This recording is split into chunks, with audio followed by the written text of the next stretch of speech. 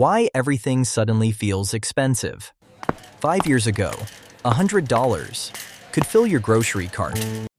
Eggs, milk, bread, chicken. You'd walk out of the store feeling like your money actually meant something. Today, that same $100 barely fills half the cart. Egg prices doubled, rent exploded, gas prices swing wildly. Even fast food feels expensive now. And millions of people are asking the same question. Did companies suddenly become greedy overnight? Did the world just decide to raise prices all at once? Or did something deeper change about the way money works? Because once you understand what really happened, you start seeing the entire economy differently. Pandemic shock. To understand why everything feels expensive today, we have to go back to early 2020, when something happened that stopped the global economy almost overnight. The pandemic. Businesses closed. Flights were canceled. Factories slowed down. Restaurants shut their doors. Millions of Americans lost their jobs within weeks. Entire industries froze. Tourism, travel, entertainment, retail. The economy was facing something it hadn't experienced in decades. A sudden, massive halt in activity. And governments around the world faced a terrifying decision: do nothing and risk the entire system collapsing, or intervene aggressively and inject enormous amounts of money into the economy. They chose the second option. In the United States, massive stimulus programs were launched. Stimulus checks were sent directly to households.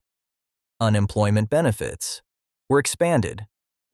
Businesses received emergency support. Financial markets were stabilized.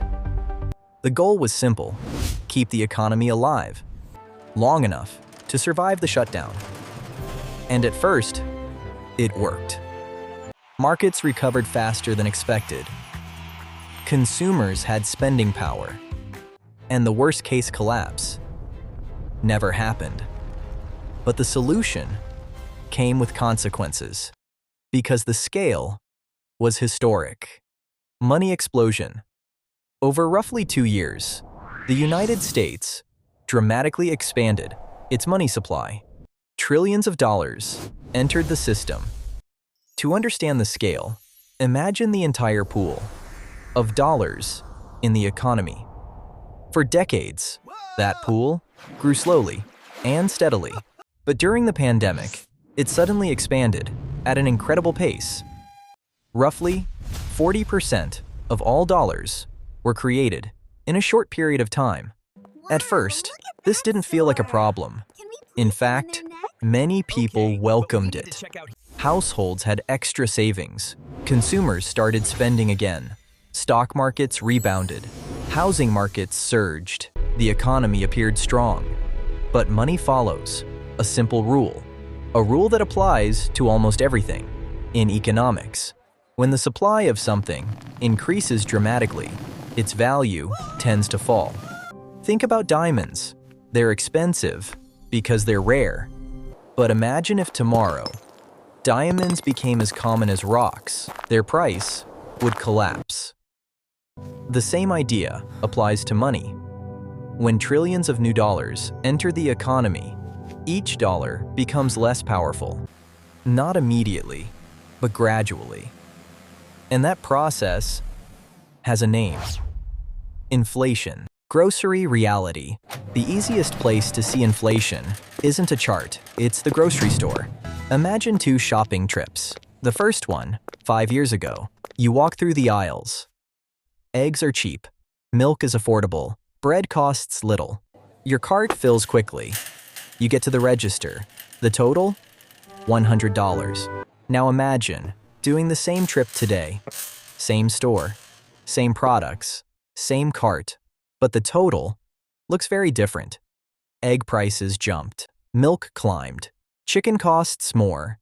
bread costs more, and that same $100 doesn't stretch nearly as far. The cart looks smaller, the receipt looks bigger, and millions of households feel this difference every single week. Because inflation doesn't show up all at once. It appears slowly. $1 here, $2 there. Small increases across thousands of products, until eventually, everything feels expensive. Asset boom. But here's where the story gets more complicated, because inflation didn't affect everything equally. While grocery prices were rising, something else was happening. Assets were exploding. Stock markets surged. Technology companies reached massive valuations. Housing prices skyrocketed. People who owned homes saw their wealth increase. Investors saw portfolios grow. Even luxury assets increased in value. Why? Because when money enters the system, it has to go somewhere. Some of it goes into everyday goods, but a large portion flows into assets, and that pushes prices higher. So two different realities emerged. If you owned assets, your wealth increased. But if you held cash, its value declined. Federal Reserve. Eventually, inflation became impossible to ignore. Prices were rising too quickly, and the institution responsible for managing inflation stepped in. The Federal Reserve System. The Fed began raising interest rates aggressively. Higher rates make borrowing more expensive. Mortgages cost more. Credit card interest rises. Business loans slow down. And when borrowing slows, spending slows. And when spending slows, inflation begins to cool. But this creates another problem. America carries enormous debt. Household debt, corporate debt, government debt, and higher rates make that debt harder to manage. So policymakers must balance inflation control with economic stability. Economic crossroads. This is why the economy today feels confusing. Some sectors are booming, others feel strained. Housing remains expensive, groceries still feel costly, but inflation is slowly cooling.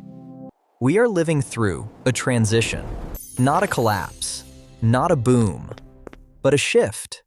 And understanding these changes helps explain why your money feels different.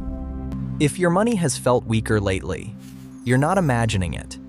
The system changed very quickly, and the effects are still unfolding. But those who understand money are always ahead. If you want simple explanations of how the economy really works, subscribe to the Dollar Spike, because the biggest shifts in money usually start quietly.